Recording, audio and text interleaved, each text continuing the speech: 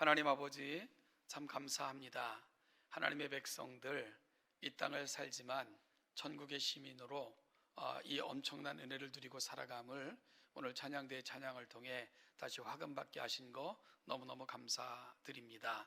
하나님 아버지, 많은 사람을 만나게 될 것이고 또 그 속에서 많은 교제가 이루어질 텐데 우리가 천국의 시민들인 것을, 하나님의 엄청난 은혜를 누리고 있음을 만나는 사람들에게 또 가서 머무는 곳마다 보여주며 드러내고 또한 고백하는 우리 모두가 될 수 있도록 이 명절 가운데도 그리 함께하여 주옵소서.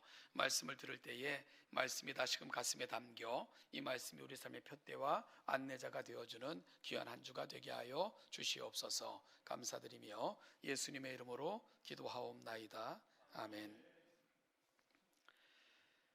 19세기 영국의 극작가이고 시인이며 소설가였던 그 오스카 와일드라는 사람이 쓴 동화가 있는데요, 제가 그 초등학교 때 교과서에도 실렸던 것 같은데 언제 읽었는지는 잘 기억이 안 나는데, 이 오스카 와일드가 쓴 동화 중에 거인의 정원이라는 동화가 있습니다.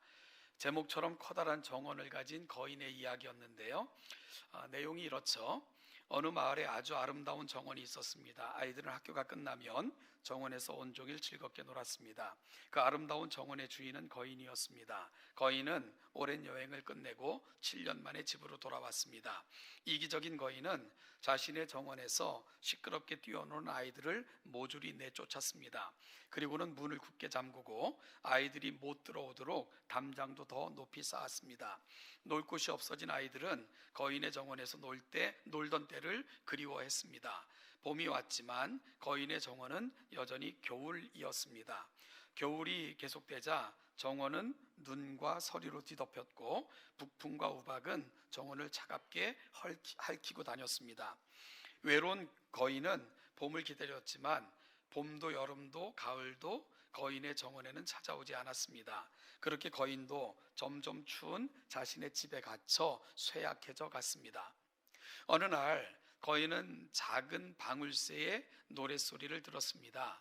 거인이 창밖을 내다보자 아이들이 담장의 구멍으로 들어와서 놀고 있었습니다.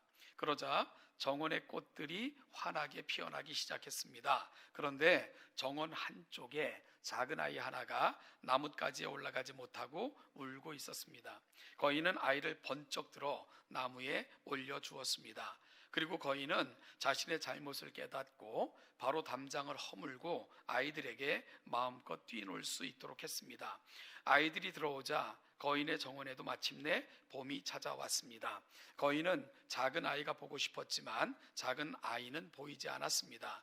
몇 년이 흘러 거인은 늙고 쇠약해졌습니다. 거인은 안락 의자에 앉아 아이들이 뛰노는 것을 보며 흐뭇해했습니다. 어느 겨울 아침 거인은 정원에서 그토록 보고 싶었던 작은 아이를 보았습니다.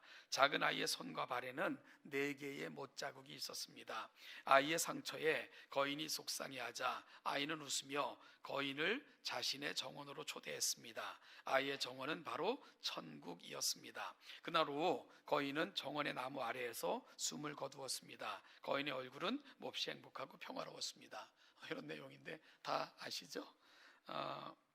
이 동화는 사람들이 살아가는 삶의 관계를 이렇게 보여주는데 담을 모티프로 해서 그런 인간의 삶을 조명해 주고 있구나라는 생각을 했습니다.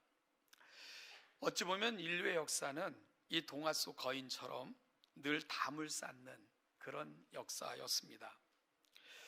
저희 나라는 참 그 특별한 담들이 많았습니다. 지금은 그나마 다행스럽게 이런 담들이 다 없어진 것 같은데요, 특히 서울에는 이 담에 그 깨진 유리를 박아놓은 그런 담들이 굉장히 많았습니다. 참 무서운 그런 느낌이었는데, 심지어 담장 위에다가 이렇게 철조망을 이렇게 쳐놓은 그런 담들도 심심치 않게 볼 수 있었고요. 심지어 우리나라의 민속놀이 중에는 단오 때 그 여인네들이 이렇게 널뛰기를 하잖아요. 그 널뛰기가 어떻게 유래했는가? 담장이 너무 높다 보니까 여인네들이 높이 뛰어서라도 바깥 세상을 좀 보고 싶은 그런 욕망이 이런 놀이를 만들어냈다, 이렇게 알려지기도 하지 않습니까? 이처럼 우리나라의 집 구조는 대체적으로 높은 담이나 여러 가지 장치들을 설치함으로 쉽게 넘나들지 못하도록 하는 그런 용도로 흔히 사용되었던 것 같다는 생각을 해봅니다. 여러분, 담을 쌓는다는 것 어떤 의미입니까?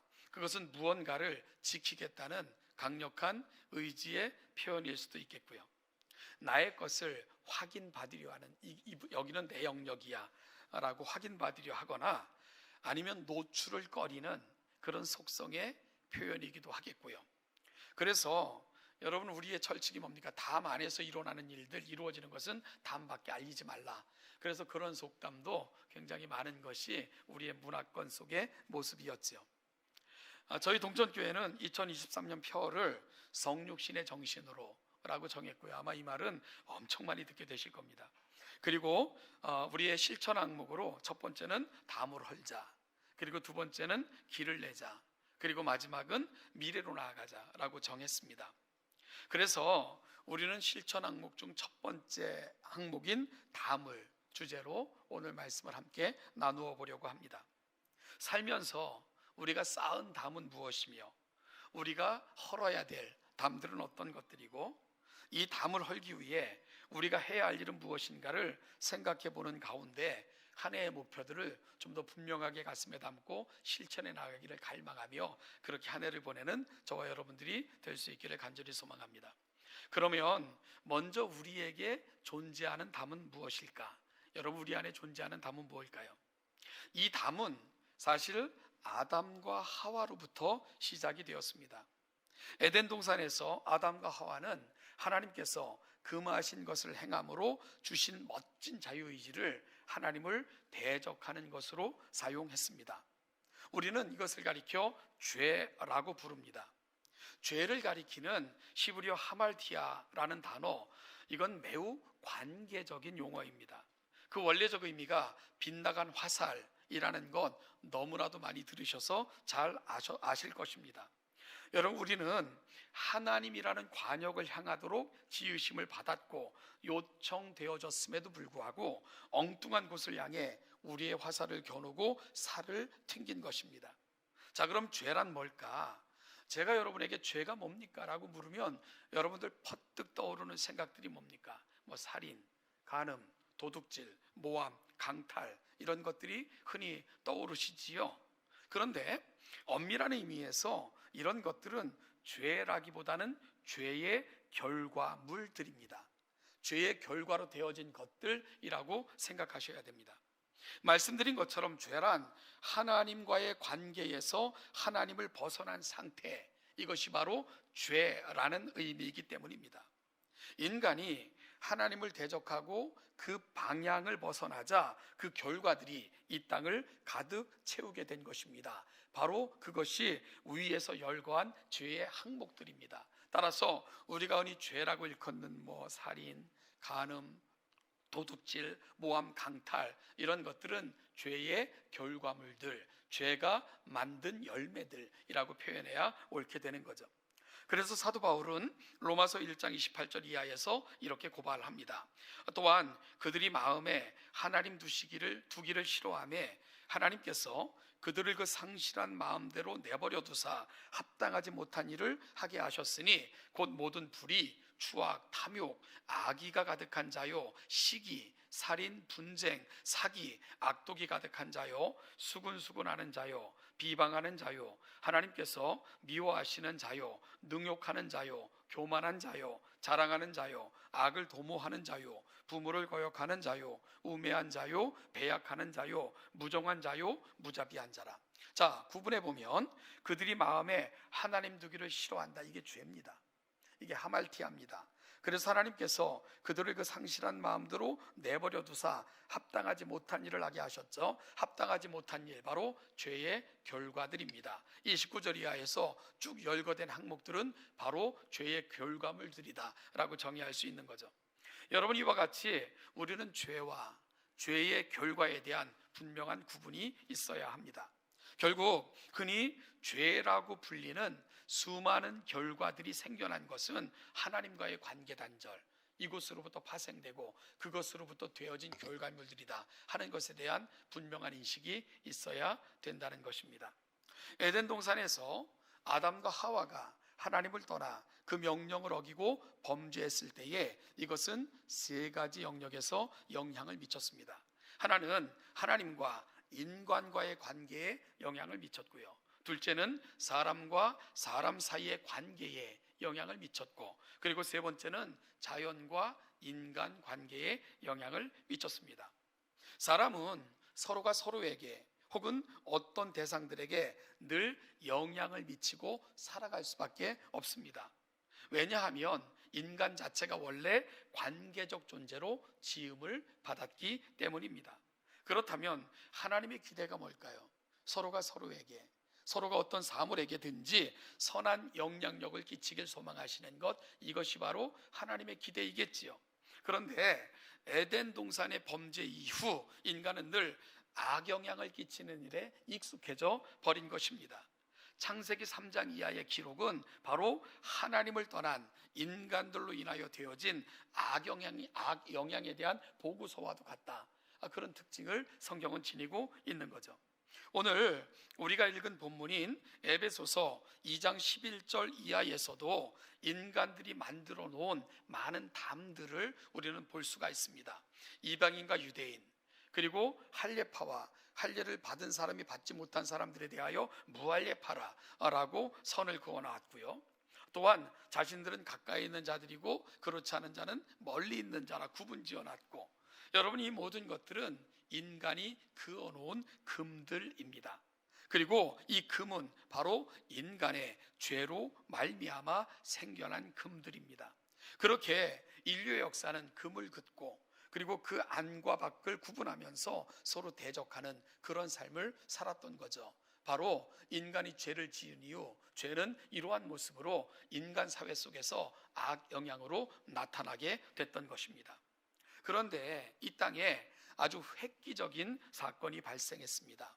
이 사건이 발생한 이전에도 이후에도 없었고 앞으로도 없을 놀라운 사건이 이 땅에 벌어진 거죠. 이 사건을 어떻게 표현할까? 시인은 만립이 있어도 다 표현하지 못하고 하늘을 두루마리 삼고 바다를 먹물 삼아도 다 기록할 수 없다라고 표현한 그 놀라운 사건이 이 땅에 도래한 것입니다. 뭡니까? 성육신. 바로 하나님께서 인간의 옷을 입고 이 땅에 오셔서 참 인간이 되신 것입니다. 바로 성육신 사건입니다.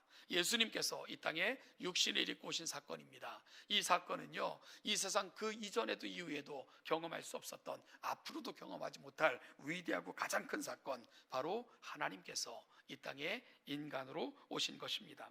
저는 예수님께서 이 땅에 육신을 입고 오신 성육신의 의미를 살피면서 지난 시간에는 그 이유를 찾아오심이라고 표현했습니다.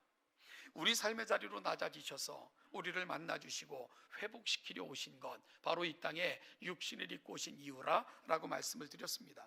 그래서 사가랴의 찬송시를 통해 예수 그리스도가 이 땅에 오심으로 말미암아 세상은 두 가지를 경험하게 됐다라고 말씀을 드렸죠. 돌보심과 속량입니다. 우리를 돌보시겠다는 하나님의 약속이 아들이 이 땅에 오심으로 영원히 이루어진 것뿐만이 아니라 그 속에서 우리는 속량의 은혜를 입게 된 것입니다. 여러분, 여기서 잠깐 좀 확인할 필요가 있는데요, 1부 때도 그랬으니까 우리 찬양대에게 물어보겠습니다. 속량이 무슨 뜻입니까? 속량. 이 속량이라는 단어를 모르시면 여러분 기독교 신앙의 90%를 모르시는 거예요. 90%를 모르시는 거예요. 속량이 무슨 뜻이죠? 역시 제 기대를 저버리지 않고, 속량이라는 뜻이 뭐죠? 값을 지불하고 사다, 그런 뜻입니다. 이것과 같은 의미로 사용되는 게 뭐가 있다고요? 대속, 구속, 속죄, 이게 다 같은 의미다 라고 말씀을 드렸죠. 다 기억나시죠? 그렇죠? 예. 여러분, 왜 값을 지불하고 삽니까? 이 용어가 당시 어떻게 누구에게 주로 사용됐다고요? 포로나 노예들에게. 그래서 포로나 노예된 자들에게, 그들이 속해 있던 자에게 값을 지불해요. 그리고 그들을 사는 겁니다. 왜? 자유케 하기 위해. 이것이 바로 속량이 갖고 있는 의미고요. 구속, 대속 다 같은 뜻입니다. 여러분, 예수께서 이 땅에 오심으로 우리가 경험한 두 가지, 하나님의 돌보심을 경험하게 된 거고, 또 한 가지는 속량을 받은 것입니다. 그래서 우리는 자유케 되어 하나님의 자녀로서의 삶을 다시 누리며 살 수 있게 된 것입니다. 바로 우리 삶의 자리까지 찾아오신 예수 그리스도, 그 안에서 우리가 누리게 된 은혜라고 성경은 끊임없이 설명하고 있는 거죠. 자, 그렇다면 이 은혜에 참여한 자는 누군가? 오늘 본문은 이러한 은혜에 참여한 자들이 누구인가를 분명하게 보여주고 있습니다. 앞에서 인간들이 구분해 놓았던 선들, 유대인과 이방인, 멀리 있던 자들과 가까이 있던 자들, 약속에 대해 외인이었던 자들과 약속 가운데 있다고 했던 자들, 여러분, 하나님께서는 이 모두를 구별 없이 이 은혜에 참여시키셨습니다. 그래서 사도 바울은 오늘 본문 13절에서 이렇게 선언합니다. 이전에 전에 멀리 있던 너희가 그리스도 예수 안에서 그리스도의 피로 가까워졌느니라 라고 선언합니다. 여기서 그리스도의 피로 가까워졌다, 이 의미를 분명히 알아야 됩니다. 여러분, 그리스도의 피는 예수께서 자신의 피로 맺으신 언약을 일컬으며 가까워졌다 하는 말은 이 언약에 참여했다 하는 말을 갖고 있는 거죠. 따라서 그리스도의 피로 가까워졌다는 것은 예수께서 자신의 피로 맺으신 그 언약으로 말미암아 이 언약에 참여한 자들은 모두가 하나가 됐다, 하나님의 새로운 가족이 됐다, 하나님께 속해 있는 자들이 됐다 하는 것을 사도 바울은 이렇게 표현한 것입니다. 하나님의 가족으로 탄생되었음을 선포한 것이지요. 여러분, 이것이 이 땅에 오신 예수님으로 인하여 이 은혜에 참여한 자들이 누리게 된 결과들입니다. 그리고 이 은혜는 차별이 없이 임합니다. 그리스도 안에서 세상이 만든, 죄가 만든 모든 선이 지워져 하나님께서는 모두를 하나가 되게끔 그 놀라운 역사를 우리 가운데 허락하신 거죠. 그래서 사도 바울은 오늘 본문 14절 15절에서 그는 우리의 화평이신지라 둘로 하나를 만드사 원수된 것 곧 중간에 막힌 담을 자기 육체로 하시고 법조문으로 된 계명의 율법을 폐하셨으니 이는 이 둘로 자기 안에서 한 새 사람을 지어 화평하게 하셨다라고 선언합니다. 여기서 이 둘은 앞서 언급한 구분에 의해 나누어져 있었던 이들을 말합니다. 여러분, 이 둘 사이에는 건널 수 없는 강 혹은 높은 담이 치어져 있는 것처럼 보였습니다. 실제로 예수님 당시 예루살렘 성전 뜰에는요 4가지 구분이 되어 있었는데요, 제사를 위해서, 의식을 위해서 구분되어진 공간, 그리고 유대인 남자들의 공간, 유대인 여자들을 위한 공간, 그리고 이방인의 뜰로 나뉘어져 있었습니다. 이 중에서 결코 넘나들 수 없었던 공간, 바로 이방인의 뜰과 유대인의 뜰입니다. 이방인들은 이 선을 결코 넘을 수가 없었습니다. 그 선을 침범할 수가 없었습니다. 둘 사이에는 선을 그어놓고 넘을 수 없는 담을 세워 놓았던 것입니다. 그런데 예수님께서 어떻게 하셨다고요? 이 선을 지으신 것입니다. 이 벽을 허신 것입니다. 어떻게 그 일을 행하셨다고요? 중간에 막힌 담을 자기 육체로 허무셨다라고 사도 바울은 선언합니다.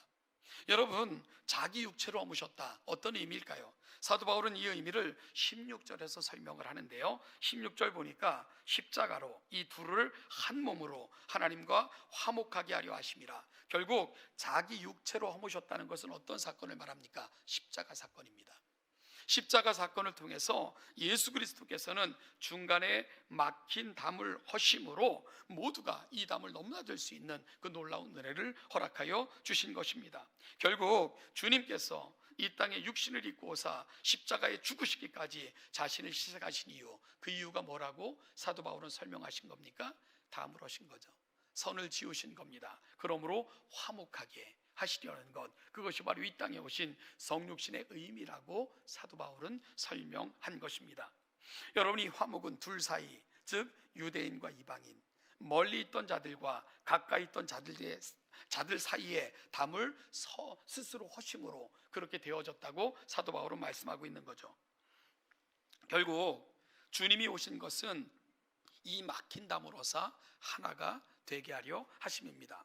그래서 마태복음에서 주님은 8가지 복, 8복을 선포하시면서 주님은 어떤 자가 하나님의 아들이라 일컬음을 받을 것이며 라고 선포하셨습니까? 어떤 자입니까? 화평케 하는 자가 복이 있나니 저가 하나님의 아들이라 일컬음을 받을 것이미요 라고 선포하셨습니다. 바로 하나님의 아들이신 이 땅에 오신 예수님, 그분이 하신 일이 화평케 하는 일을 하셨기 때문입니다. 화목케 하는 사역을 감당하셨기 때문입니다. 그러므로 세상을 하나님과 그리고 우리 사이에 선을 지음으로 화목케 하신 분, 그분이 바로 예수 그리스도, 이 땅에 오신 우리 하나님이시기 때문입니다. 그래서 그 일을 감당하는 자들을 뭐라 부른다? 하나님의 아들이라 일컬음을 받을 것이다 라고 선포한 것이 바로 그런 이유입니다. 여러분, 그렇다면 이 일을 통해서 하나님께서 꾸시는 꿈, 하나님의 꿈, 하나님의 소망이 뭘까? 이 부분을 분명히 알아야 됩니다.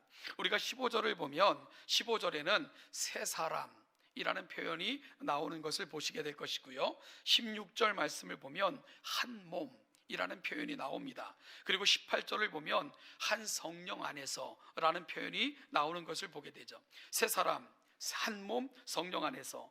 여러분, 이 표현들을 종합해 보면 그리스도 안에 있는 자들, 즉 새로운 언약에 참여한 자들은 뭐가 된 거다? 새 사람이 되신 것입니다.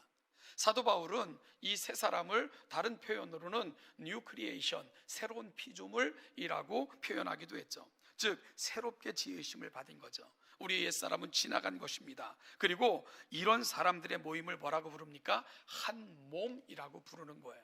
결국 교회입니다. 여러분, 교회는 그리스도께서 머리가 되셔서 그 몸의 지체들로 부름받은 한 몸 공동체, 이것이 바로 교회입니다. 그러니 교회가 얼마나 중요하고 소중합니까? 여러분, 그래서 교회가 하나 되지 못한다, 이건 어떤 의미가 있는 거죠? 그리스도의 몸이 찢기는 것입니다. 교회가 하나 되지 못하는 것, 이건 그리스도의 몸이 찢기는 것입니다. 얼마나 무서운 일인가를 다시 한번 생각할 수 있어야 됩니다. 그리고 교회는 바로 한 성령 안에 거하는 공동체다라고 이야기를 합니다. 여러분, 이것은 교회가 한 성령 안에 거하는 공동체라는 의미뿐만이 아니라 교회가 한 몸 하나가 되기 위해서는 한 성령 안에 거해야 된다 하는 권면도 함께 포함하고 있다는 것을 기억해야 됩니다. 그래서 교회는 반드시 성령으로 충만하셔야 됩니다. 여러분, 성령 충만은 이거는요 선택이 아니에요. 교회는 모두가 성령 충만을 사모해야 됩니다. 성령이 내 안에 거하시기를 날마다 구해야 됩니다. 성경은 우리가 성령으로 충만할 수 있는 비결을 두 가지로 제시해요. 하나는 말씀입니다. 그리고 또 한 가지는 기도입니다. 우리는 말씀을 통해서 날마다 하나님의 뜻을 분별하고 그 하나님의 뜻을 통해 나를 살피고 그리고 하나님의 마음에 맞게끔 내 자신을 고쳐가는 작업을 끊임없이 하셔야 됩니다. 성도가 하나님의 말씀을 떠나면 우리는 결코 하나님의 뜻을 분별할 수 없잖아요. 그리고 기도를 통해서 하나님의 마음을 날마다 내 마음에 새기고 그리고 그 하나님의 거룩한 영이 내 안에 거하시는 그 성령의 전이 되기 위해서 끊임없이 구하는 것, 바로 기도하는 사람들이 가는 자리이죠. 그래서 기도를 통해 우리는 늘 하나님의 인격을 바라보며 하나님의 인격이 내 인격 속에, 내 삶 속에 그리 임재하시기를 날마다 구하는 가운데 성령으로 충만한 삶을 살 수 있는 거죠. 그래서 성도가 성령으로 충만한 삶을 살려면 결국 두 날개를 잘 활용해야 됩니다. 바로 말씀과 기도. 이 두 날개를 통해서 우리는 성령 충만한 균형 잡힌 성도의 삶을 살게 되는 것입니다. 사랑하는 성도 여러분, 오늘 교회의 아름다움을 다시 한번 기억하십시오. 우리는 새 사람으로 지으심을 받은 자들입니다. 이러한 새로운 사람들을 가리켜 한 몸이라고 표현합니다. 그리고 한 성령 안에 있는 자들이라고 사도 바울은 고백하고 있는 것, 교회의 신비의 아름다움을 다시 한번 확인하는 오늘 이 아침이 되시길 바랍니다. 여러분, 이제 하나님께서 이렇게 하신 이유를 설명하며 말씀을 마무리하려고 하는데, 하나님께서 이렇게 하신 이유가 뭡니까? 너무 중요한 말씀입니다. 18절을 우리 같이 읽겠습니다. 18절입니다. 같이 읽죠. 시작. 이는